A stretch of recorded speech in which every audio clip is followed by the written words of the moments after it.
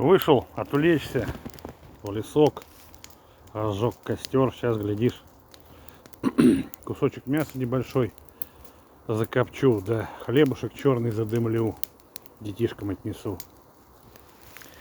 Вот такой костер у меня горит. Дров я не покупал, в смысле этих углей. Все натурьяль. В основном береза, дуб. Вот. Ну, они гнилушки, какая разница, там есть и толстые, и тонкие, пойдет, в общем. Дров должно получиться хорошо. Вот. Я сначала тут рядом от дома пошел, сначала костер разжег, сейчас вернусь, уже возьму всякие там кусочки хлеба и так далее. Всем добра, всем добра.